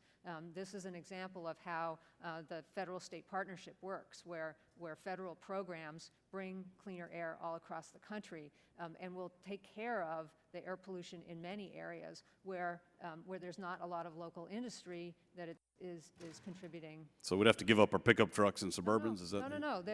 As the fleet turns over, as people buy newer cars, the fuels are getting cleaner, and so air quality will improve. What percentage do you think motor vehicles contribute to that? Well, motor vehicles generally contribute about a third of the air pollution in the country. And see, it's not just cars driven in Montgomery County, it's cars driven in the region that are contributing to regional air pollution. Well, I appreciate that. And, Mr. Chairman, I have 3 resolutions I'd like to insert in the record. One is from Cabarrus Regional Chamber of Commerce, another is from Rowan County Board of Commissioners, and a third is from the Cabarrus-Rowan Urban Area Metropolitan Planning Organization.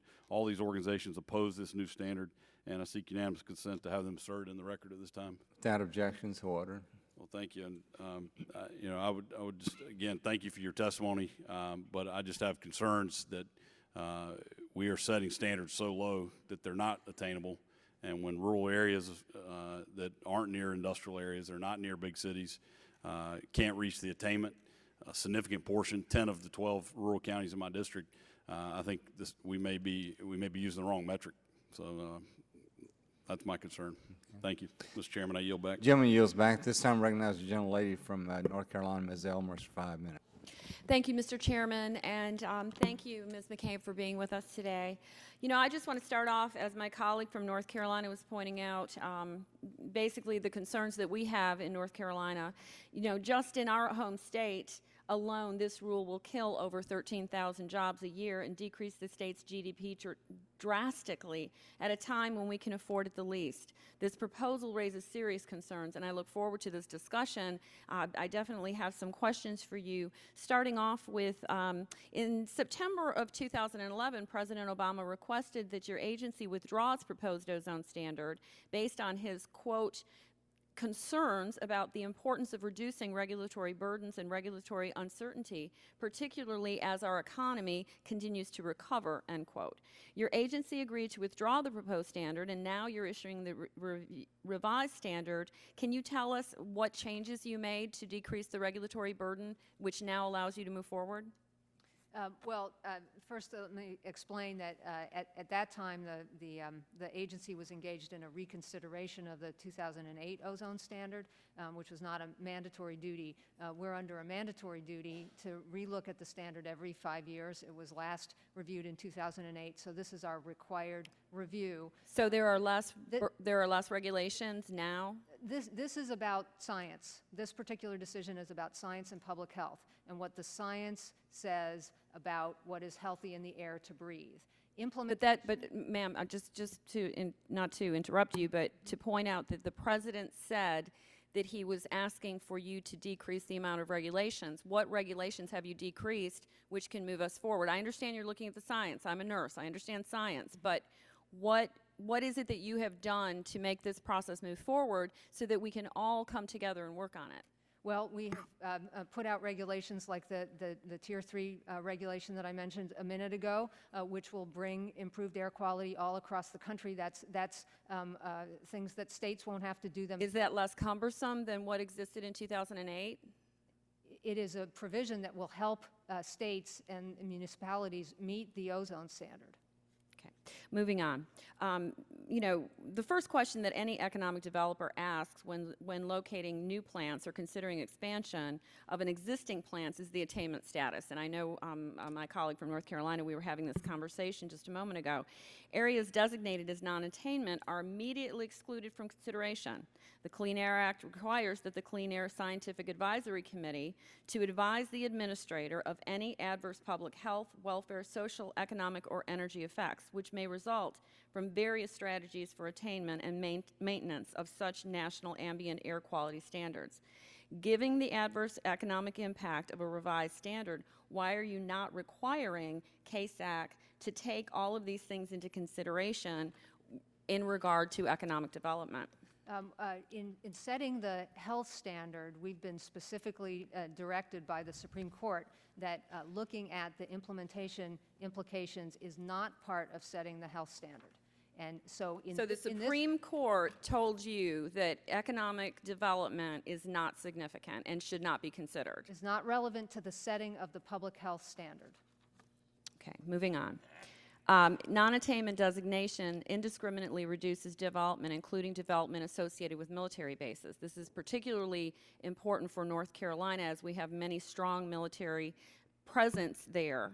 The standard of the level at the near natural background as is currently being considered will potentially limit military expansion and place at risk our military readiness. How is your agency planning on ensuring that your revised ozone standard will not jeopardize national security? Congressman, I'm not aware of any instance in which the ozone standard has interfered with our military readiness. Well, then I would love to work with your office because my understanding is there are some situations, especially affecting some of our North Carolina bases now, that this will dramatically affect. So I would like to continue that conversation. We'll be glad to follow up. Great. Now, lastly, and I've got 31 seconds.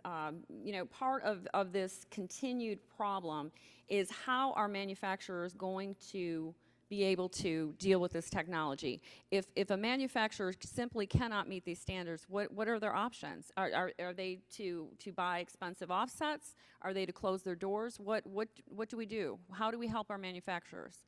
We work with the states and with the business industry. We look at where the pollution is coming from, and we develop programs that are targeted towards addressing the most cost-effective reductions. And that's what we have done through the whole history of the Clean Air Act, where manufacturing has moved forward, has implemented new technologies, has been able to grow. Do existing controls exist right now to achieve the 60 parts per billion standard or the 65 parts per billion standard? Well, keep in mind the administrator did not propose a 60 part per billion standard. When we looked at the range of 65 to 70, which is what she proposed, we identified a number of already existing controls that will get. What are those existing controls? Things like cleaner engines, scrubbers, NOx controls, lower VOC paints and coatings, a variety of technologies that have been developed over the years that many areas are not yet employing that could be employed. Thank you. I yield back.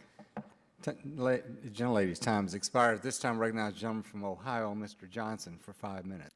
Thank you, Mr. Chairman, and Ms. McCabe. Thanks for joining us again today. You know, increased access to low-cost, sustainable domestic natural gas production has helped tremendously in fueling the manufacturing renaissance in this country. This expansion has resulted not only in cleaner gas and electricity for manufacturers, but also provides a new source of natural gas liquids, which are essential feedstocks in many major manufacturing applications such as chemicals and plastics. A study conducted by the consulting firm NERA, frequently contracted by the Department of Energy, among others, shows dramatic cost increases in the price of natural gas under a 60 parts per billion standard.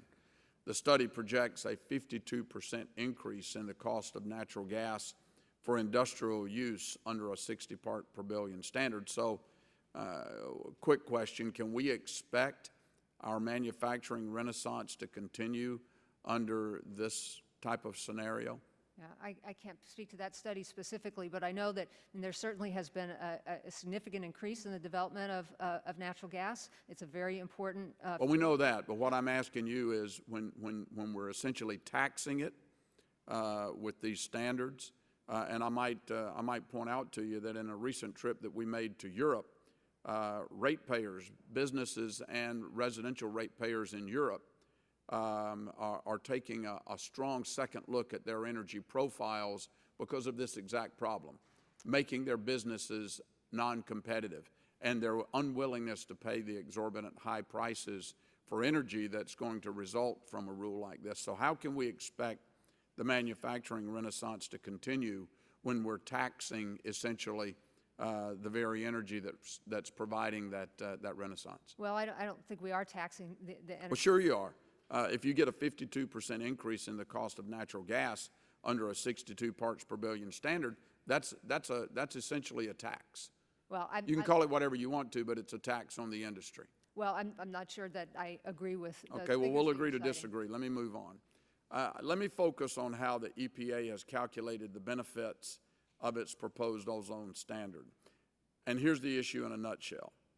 Instead of calculating only the benefits from reducing nitrogen oxides and volatile organic compounds, the constituents of ozone, which are emitted from cars, trucks, and stationary sources, EPA also incorporated the co-benefits from reducing particulate matter, or PM, from those same sources. Of course, this rulemaking has nothing to do with particulate matter.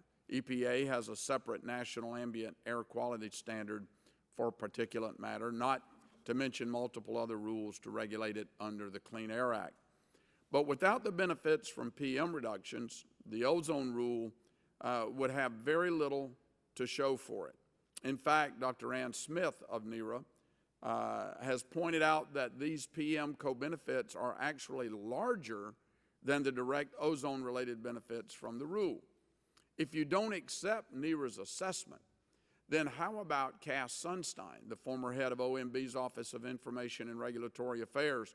He reviewed the ozone reconsideration in 2011 and helped prevent that proposal from being finalized because it was too costly. Here's what he said about this, and I quote, "But on some of the agency's estimates of the 2011 ozone proposal, the net benefits would have been zero. Moreover, a strong majority of the benefits would have resulted not from ozone reductions, but from co-benefit reductions in particulate matter, which come as an incidental benefit of the technologies that reduce ozone emissions." So, Ms. McCabe, this prompts a number of questions. First, can you explain to me and our committee the EPA's legal justification for engaging in this kind of double counting? How is it that you can justify a lower ozone standard using benefits from an entirely different pollutant? Well, it's not double. That's not counting. science. It's You know, that's a shell game. That's what that is. That's not science. It's not double counting. Those benefits are real. But that's not what this rule is supposed to be going after ozone, not particulate matter. But it is having additional benefits to the But very little public in health. terms of the ozone, very little in terms of the ozone in comparison with the benefits that are coming from particulate matter. Further, talk to me about how transparent you've been with this to the American public. I mean, there are charts buried in the proposed rule where somebody maybe with a PhD can go infer this information about double counting. But have you or the administrator explained this issue in your speeches and public statements about the ozone? Have you told the American people that the benefits are coming from somewhere else, from a pollutant that is already well regulated by the EPA? We're very clear, and I myself personally have talked about co-benefits that are achieved by programs that we implement. Yeah, well, I think it's a shell game, Ms. McCabe, and I think it's economically destructive to the region of my country, my region of the country, and to other industries that are providing the jobs and the economic vitality of America today. Mr. Chairman, I yield back. Gentleman yields back. I have a couple of other questions I want to ask her, Mr. Rush. And then I want to ask you a couple of other questions, Ms. McCabe. The Science Advisory Committee is appointed by who? The Science Advisory Committee is, there's an office within EPA that administers the Science Advisory Board and has a very open process for. But the people who serve on the Science Advisory Committee, how are they selected? They are nominated. And, by who? Either by themselves or by others, and that's through a public process. And then who makes the decision of who serves? That's a decision made within the agency by our Office of the Science. So EPA decides who serves on the Science Committee? Through a robust public process. And how long do they serve? I don't know the answer to that. And how many people serve on that committee? I don't know the answer to that. Could you get us a list of the names of people on the committee and how long their term of office is? Yes. Yes. Okay. I believe it's it's on the order of 4 to 6 years, something like that. Thank you. Ms. McCabe, how long has that committee been in existence? How long has How long has it been in existence? the agency? Yeah, no, the committee, the science committee. Gosh, I don't know, Congressman Rush, but we can certainly find out. Many years. Through both Republican and Democratic administrations? Yes, absolutely. And the committees and the panels are very well balanced to make sure that there's a range of views represented. Oh, would you say that it's bipartisan? Yes, I would.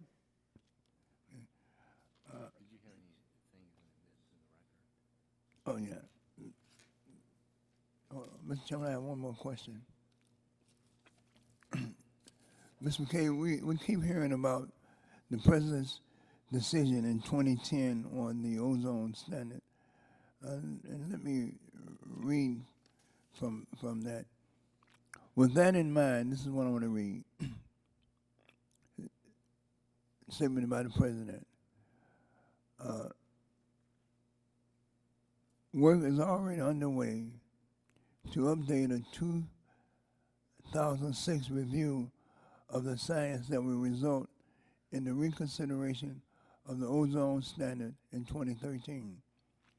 Ultimately, and this comes directly from this President on the ozone national ambient air quality standards issued on September the 2nd, 2011. Ultimately, I did not support asking state and local governments to begin implementing a new standard that will soon be reconsidered. Do you have any comments? Is that, Yeah, do you remember that statement by the President? Yeah, so the President was recognizing that the regular 5-year review of the ozone standard was already underway. And that's what he was directing the agency to focus its attention on. I should, if I could just clarify something I said before, Congressman Rush, I agreed with your characterization of the Science Advisory Board as bipartisan. I think it's probably more accurate to call it nonpartisan. It's Nonpartisan. You know, there's, Okay. All right. Well, thank you so much. Mr. Chairman, I don't have any additional questions, but I have a unanimous consent request to enter into the record a letter from the public health organizations opposing legislation or amendments that would block or delay EPA's work to update ozone standards. Also, a letter from the National Association of Clean Air Agencies supporting the EPA's proposal to revise the current ozone air standards. And I ask for unanimous consent that they be entered into the record. Without objection, so ordered. That I yield back the balance of my time. And then I would also like to ask unanimous consent that the following documents be entered into the record. Number one, a survey released by the Association of Air Pollution Control Agencies entitled State Environmental Agency Perspectives on Background Ozone and Regulatory Relief. Number two, a June 2015 article from the Journal of Science entitled Challenges of a Lowered U.S. Ozone Standard. And number three, comments of a one of the Texas Commission on Environmental Quality on EPA's proposed ozone rule, a Texas commissioner's comments. Without objection, that'll be entered into the record as well. And that concludes today's hearing. Once again, Ms. McCabe, thank you for being with us. We look forward to continuing engagement with you as we move forward. And we'll keep the record open for 10 days for any additional questions or comments or materials. And with that, the hearing is now adjourned.